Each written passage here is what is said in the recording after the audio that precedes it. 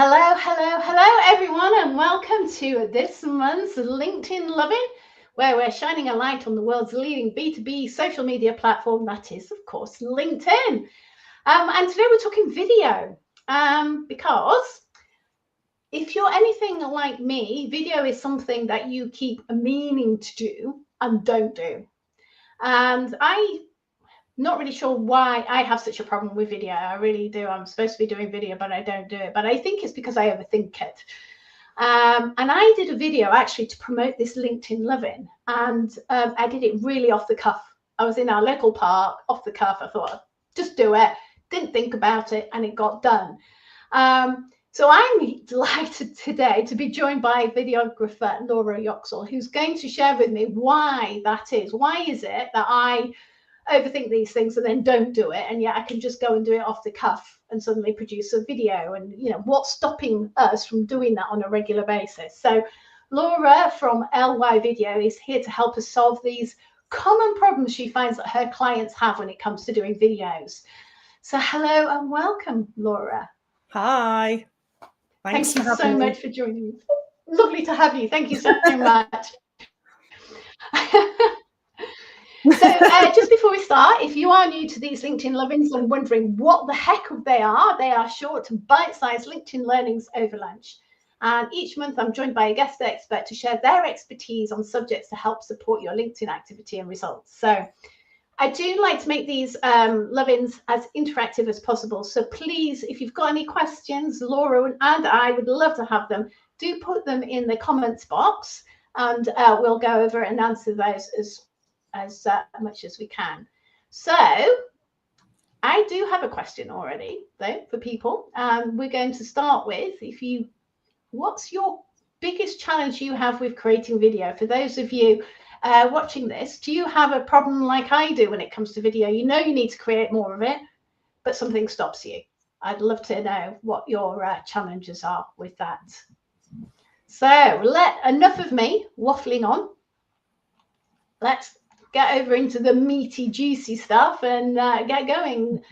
So Laura, one of the things I wanted to ask you, because you talk about video, quality video, and obviously we need quality video for different scenarios, I guess. But I guess what do we mean by quality video, I guess, is the thing, because is the off-the-cuff video that I did to promote this LinkedIn Lovin', is that a quality video or is that just DIY? Yeah, no, it's a good question, actually, Judy. And I think the whole point of this session today is to talk about quality videos with what people can do at home with their own phone. So yeah, you've got your quality videos that you sort of pay a production company to come and do, but actually what we're talking about today is what you can do with what you've got at home and make it the best quality that you can, because there are some things that you can do, some tweaks that you can do that actually make the best video that you can make. So for example, it's like a lot of people use their sort of selfie camera. A lot of people use the selfie camera, but in actual fact, the lens at the back is the best quality camera to use. So, I didn't know that. I use selfie video all the time. Well, a lot of people do, because obviously you can see yourself. So I suppose you automatically go for that. But actually, right, okay.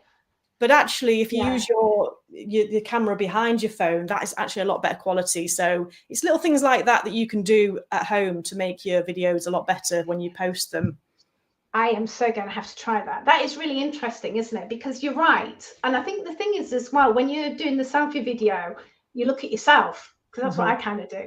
And I know you kind of try, and that's why when I'm doing a video, I've tried to look away a little bit. Because I always think it doesn't look. So you're not obviously looking at yourself. Yeah. But I didn't know that. I'm really going to have to try that, because I can't imagine what that must be like, doing a video without being able to see you. That is something that is so interesting. I think so. Yeah. We've got a great response here. Sorry, Laura, before we were saying about the biggest challenges. Thank you, 𝐵verity. But she's saying having something useful of value to share. Yes. That's and Laura's got some fantastic tips for us there as 𝐵verity as well. So that's one challenge we can overcome. And overthinking it is. It is, and I think that's really a really interesting insight for me. I'm sorry, I'm gassing on. I should let you talk, but that I'm just so glad I did that video, because I was just walking in our local park and I just did it off the cuff. And actually, because I wasn't overthinking, I got it done. And it is, and I know you're going to be able to share with us some ways of doing that. Yeah, I mean, you know, that is the biggest problem I think people have. It's not about it's not so much about what can I post. It's more about you know, that is sort of that fear of being on camera and looking at yourself and thinking to yourself, God, I look awful. And it's getting over that, I think. And it's making that start as well, because, you know, I don't know, everyone's at different stages of making videos. Some people, you know, don't mind doing it. Some people struggle posting, you know, sort of, you know, don't know what message to put out there. But I think I've got some tips for you. I've got a challenge for you later on that you can try to make yourself a little bit more comfortable on camera. Because I mentioned to Judy earlier that being confident on camera is something that, you know, you might never actually feel confident on camera ever. It's just something that you might never get to. It's just a mountain to climb, but trying to be more comfortable on camera is probably more achievable. And so that's what we're going to aim for today, is simplify this process, so that, you know, going on camera, recording yourself on camera and posting it isn't as intimidating as, you know, you think it is. So that's what we're going to look at today. I think that's a wonderful point, Laura, that you make there. And I think there is to be the distinguish, isn't there? Because the video, what are we creating the video for? I think as well, isn't it? Because that video that I did is a social media post video, but I wouldn't post that on my website. So I would want something a little bit more professional, I guess. Yeah, that's right. So all videos have their place in your marketing strategy. You know, professional videos do look good on websites, and, you know, it is necessary sometimes if you want, you know, to have that professional look. But today we're talking about LinkedIn videos that you do yourself, because so many people ask about that. So many people want to be able to do that. And so many people have the same problem with, you know, struggling to see themselves on camera. So I think it's addressing those issues and trying to make a start so that you have a simplified process and you can start posting today. Yeah, absolutely. I love that. Thank you. That was going to be brilliant. So therefore, so where do we start? What do we need to consider? So obviously, first and foremost, we need our phones or a video camera of some description. I've already learned that we're using the camera at the back. What else do we need to consider? What else do we need to do? Well, you know, there's little things you can do. Like, for example, this is a good example, Judy, because of your video that you posted. It's all about framing as well. So what people tend to do is they sort of film themselves like this, so close up to the selfie camera that your face fills that screen, and, you know, it can look quite intense sometimes. And, you know, you've got to remember, some people are looking at this on their laptop, you know, and you've got sort of Judy's big face on the sort of screen.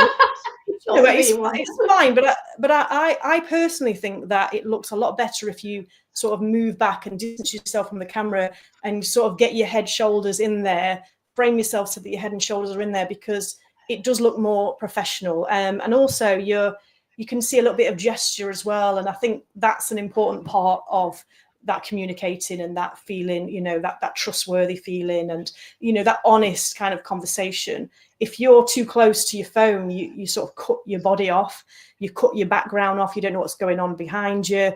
And like, you know, on your video, Judy, I don't know whether anyone saw that, but you mentioned there was kids screaming. There was kids screaming in the background. And yeah, this is it. Yeah. So I mean, it's not too bad, actually. This is not too bad. You know, you've got you sort of outside, you've got a nice soft lighting, which is quite flattering, and it softens your skin tone. So it's not bad to film outside as long as you're not doing it in harsh sunlight. But I think if you was to sort of distance yourself, either prop your phone up or put that on a tripod, you know, you would find that looks a little bit better quality, having, you know, some sort of context of background and head and shoulders. Also, it frees your hands up a little bit, and, you know, it just automatically makes you feel a bit more relaxed. So I think that's an important part. if that you can. Is so interesting, because I obviously was just holding my phone and doing that, recording. So what you're saying is, if we want to create sort of better quality DIY videos like this off the cuffers, if I'd have put it on something, and so I would have had hands-free and a bit further away from the camera. That's right. Yes. Yeah.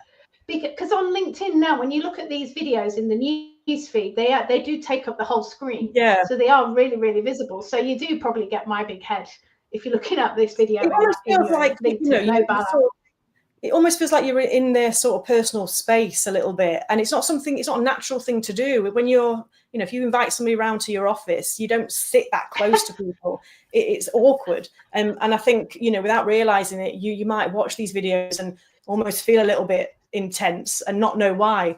But I try that next time, see how you feel about stepping back a little bit. It is really well. The only reason it's like that, I always thought I had to be a bit more closer up, and so I didn't have my arm so far out. But that is really interesting. But also, I am just looking at this video now in my mobile, and my face is a lot bigger. It is, because it kind of like it's not as, this is what I'm showing you here is on the desktop. On the video, on the mobile, it looks different.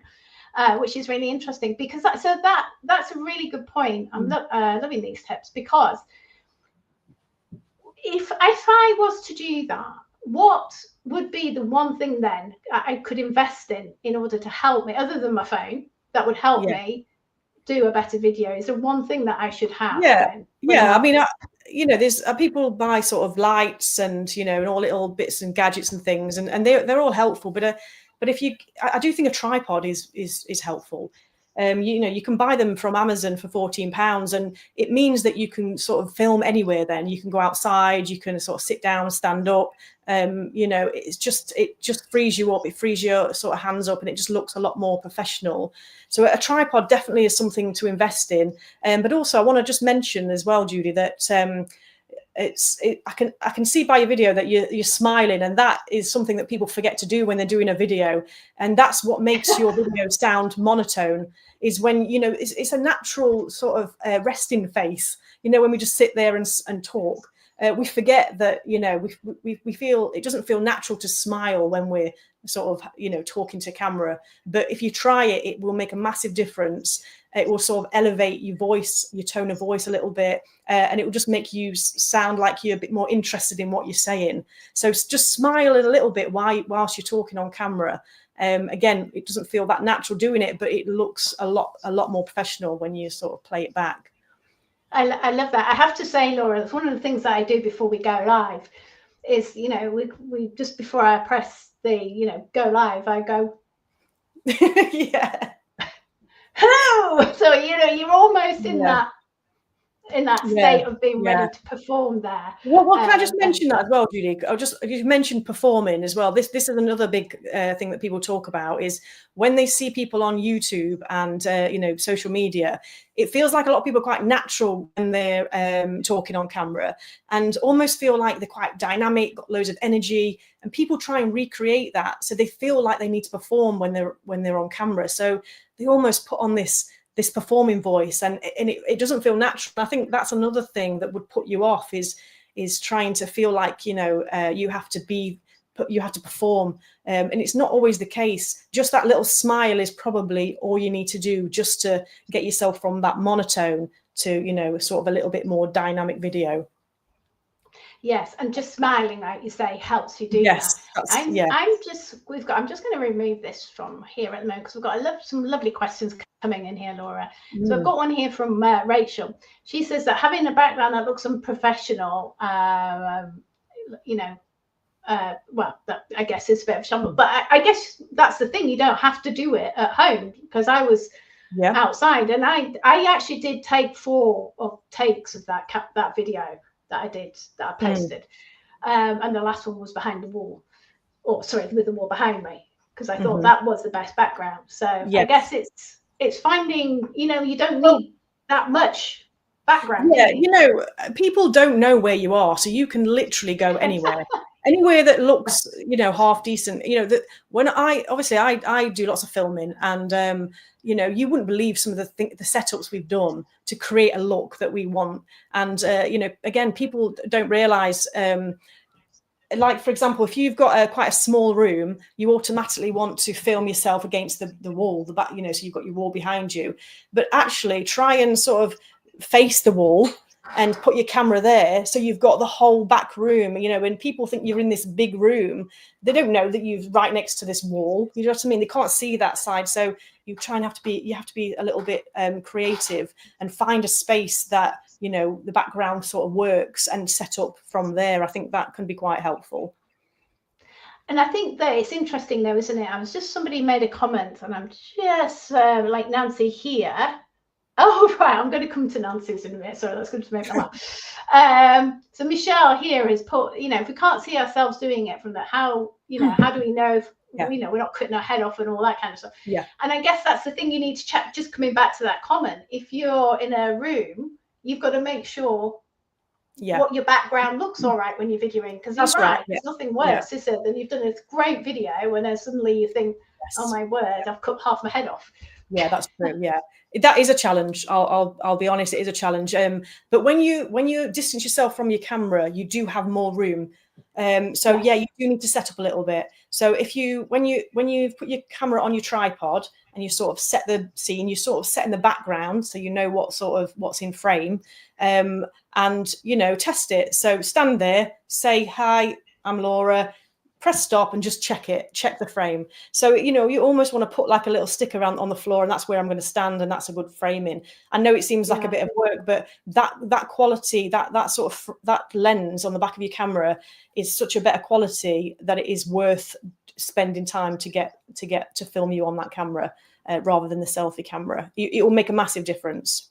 I am so going to try that. And I have to admit, you know, it's something that if I do something off the cuff, I'm not thinking about these things. Mm-hmm. But if we just sort of go, and I guess that's the problem. How can we be, I was just trying to think, you know, off the cuff. I can't think of another word for it. Yeah, okay. And then go, oh, if I start doing all this, then suddenly it's all kind of not off the cuff anymore and stuff.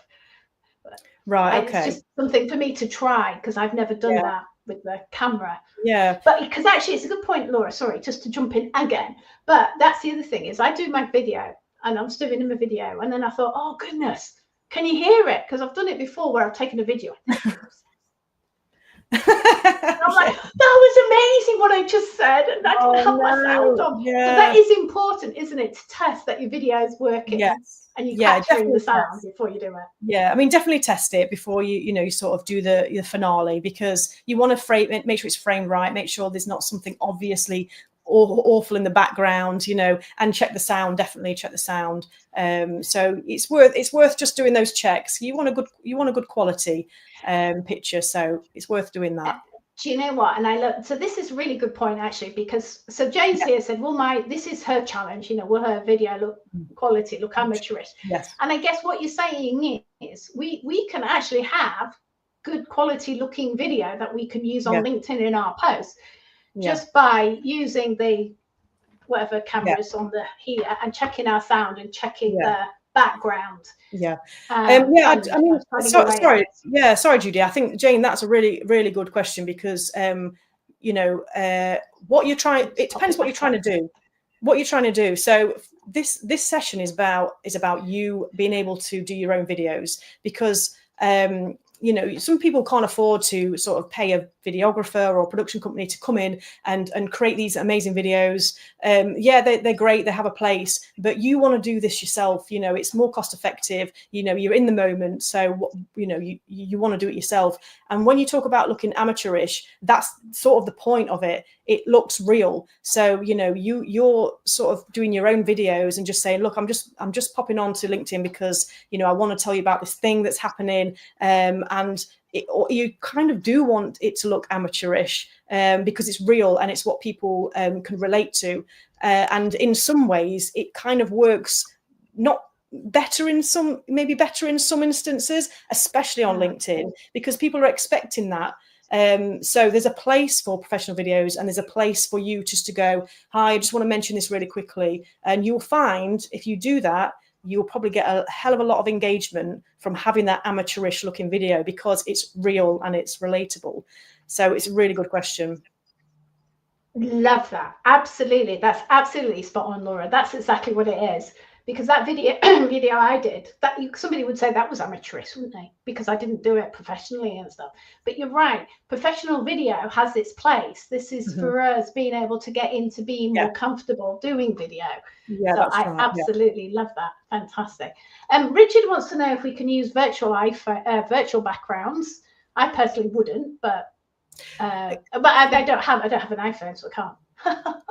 You know, I mean, I think it's a personal preference at the end of the day, but I personally don't like to do that because, you know, I just think it looks like there's a lot of effort has gone into it, and it doesn't always feel natural. So, you know, your background might not be perfect, but people can sort of, you know, they can understand it. You know, if you're in a busy office or you're sort of out and about doing things, you know, people can understand that. So again, it's personal preference what you want to do. I personally wouldn't do that from a business point of view, but again, it will depend on your business. So that's up to you, I think. And I think you made a good point about the video that I did when I was in the park, because there was kids, because I went somewhere quiet, or as quiet as I could, and then of course kids started screaming. But I referred to it. So going back, I can't remember to I think it was Rachel's thing about having a messy a background. You could always use that in your video, couldn't you? And refer to it. Yeah, and mention it, definitely. Yeah, so it doesn't sound weird. So, and so, like, if you're having a renovation done, that's great, isn't it? We all, you know, that's a great reason to talk about it. Exactly. Sorry about the mess, but this is what's going on. Yeah, it's exactly. A conversation. Yeah. We've got some ideas, haven't you, for video, and that would be one of them. Talk about what you're doing, because people like to see the people behind the business, don't they, and stuff. Yeah. Oh, sorry. Carry on. Sorry. Yeah. So that leads on to sort of feeling comfortable on camera. So this is exactly what we're doing this session for, is for, you know, what are we talking about? And like I said, I've got a bit of a challenge for everybody to try, because this is going to really help you, and you've got to be quite strict with yourself. And if you're really serious about creating videos, it's definitely one to try. The only way that you're going to get more comfortable on camera is by practicing. And instead of you know, sort of, right, I need to script out a video, I need to say this, it just sounds like a lot of hard work. So I really want to simplify it to make it easy for people to make a start. And the best way to do that is to grab your phone, go and sit in a sort of quiet, or stand in a quiet room where you're not getting distracted and no one can hear you. Press record and speak for at least 2 minutes about anything. You know, you can talk about what you've had for lunch, you know, what your sort of project you're working on. It doesn't matter what you talk about. You'll even stumble sometimes. You'll be looking around the room trying to find something to talk about. It'll be uncomfortable, but you're not going to post it. You're not going to do anything with it. You don't even have to watch it back.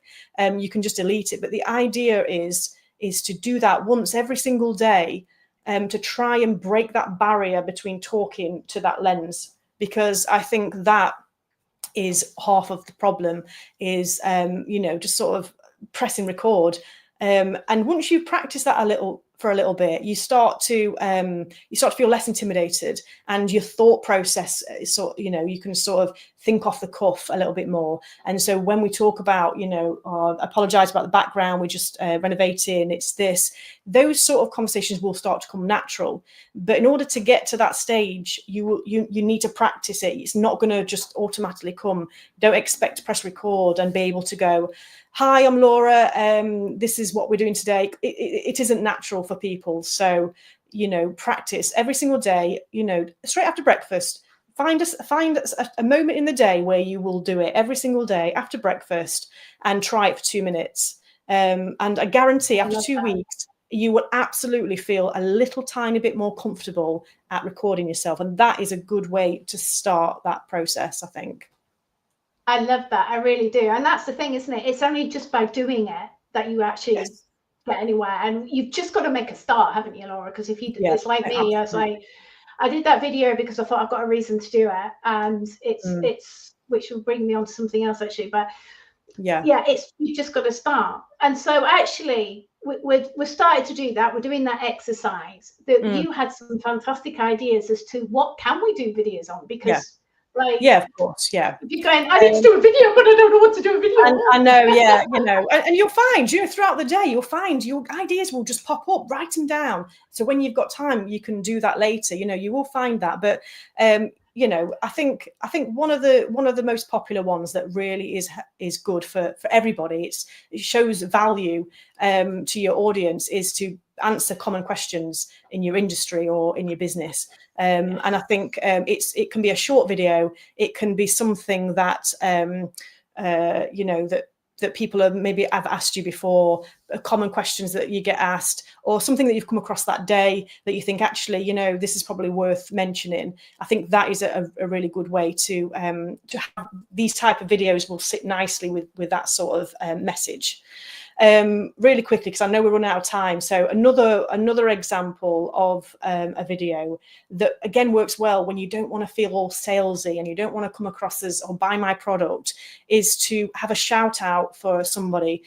So this could be you know, somebody you've worked with or somebody you've met networking. Maybe they've done something great. Maybe you've done a collaboration, but do a shout out. It's sort of your audience, their audience, you know, they come together, and suddenly, you know, there's so much more engagement, and you know, they might repay the favor later on. So I think that is a good way to get yourself out there. It's not about you, it's about somebody else that you're maybe promoting or putting out there. Yeah, absolutely. And that's really good, because it puts the focus on somebody else, isn't it? Not necessarily, I often find it does, it makes it easier. Yeah, I like that. Yeah, I do like that. And the other thing, again, quickly, is you know, people talk about awareness days and they post about awareness days.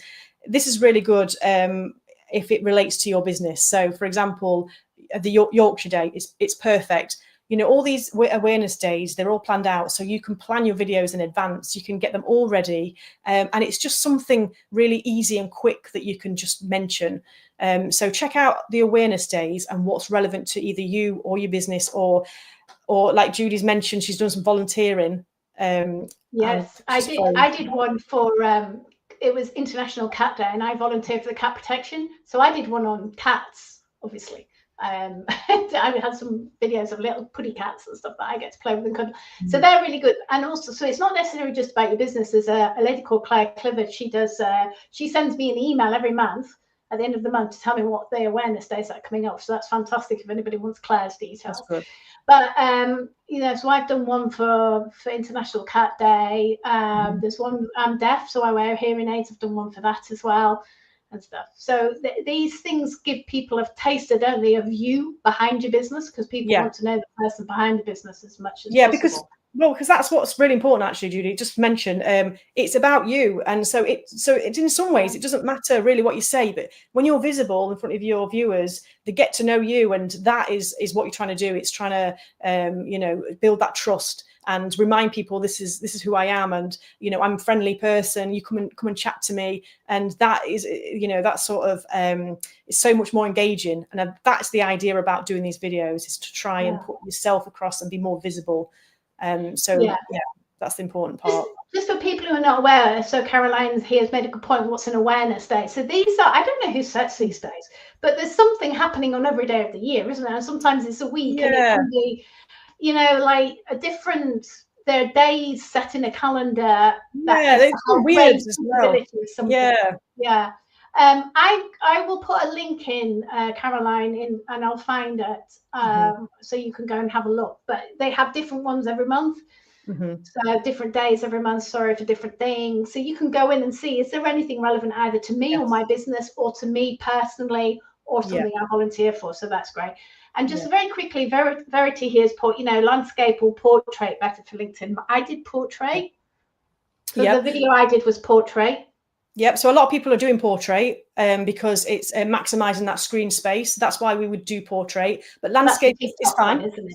Yeah, landscape is fine. Landscape, people tend to, it's obviously traditional. People have done landscape, so people continue to do that. But these days, people are more and more going into portrait. And that's why you're seeing a bit of a mixed bag. So I guess portrait is easier to film because you're on a phone. You're already on that portrait mode. And that's why people do that vertical video.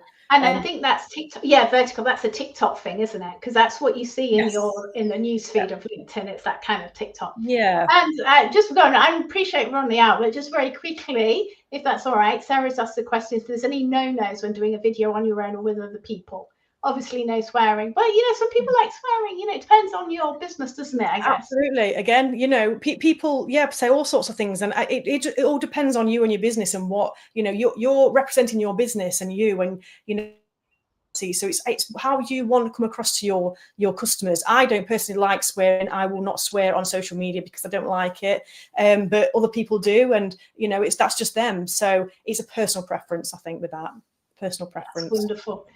Well, I really hope that was useful for everybody. I've learned loads about. I'm definitely going to be trying that video with using the proper cameras. I think we need a part 2. Videos. Yeah, we do need a part 2 because we had so much more. But everybody, if you please do go and try and get more comfortable, as Laura says, the only way to do it is to do it. Go and have a practice. And if you do post any videos as a result of it, please do tag Laura and myself. We'd love to see them. If you want any feedback, I'm sure Laura would be very happy. And do find Laura on LinkedIn and website. We'll put the details in the comments box as well. Thank you again for joining us today. Thank you, Laura. Really appreciate it. Thank you.